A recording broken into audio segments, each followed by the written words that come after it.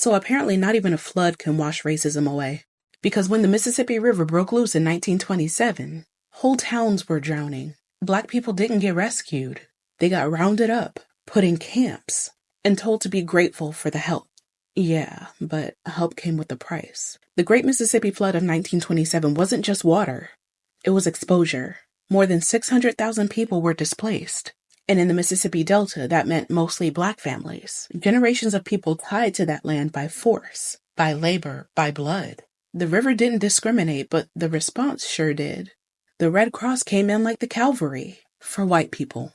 They got boats, clean blankets, warm meals, and evacuation plans. Black people, they got barbed wire and work assignments. So let me paint this clearly.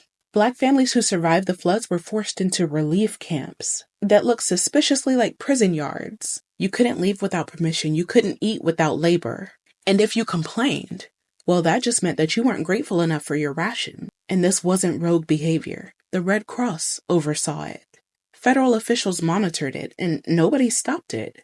People were literally being worked for free to rebuild the levees that had just wiped out their lives. And if you're wondering how that was legal, well, it wasn't. But when has legality ever protected Black life in America? Here's where the sarcasm comes in like real quiet. They documented it like it was humanitarian excellence. Newspapers praised the organization. Red Cross reports called it successful.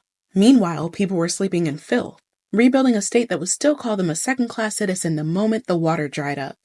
The NAACP tried to sound the alarm. So did Black journalists. But America was too busy patting itself on the back for saving the people that it never intended to free.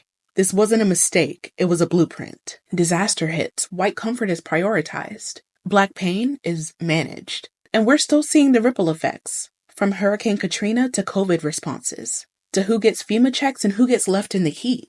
So whenever somebody tries to say the Red Cross has always been neutral, remind them that neutrality in this country often means complicit. The 1927 flood didn't just show us rising water. It showed us the floodline of America's conscience. And let's be honest, a whole lot of people were never meant to be saved.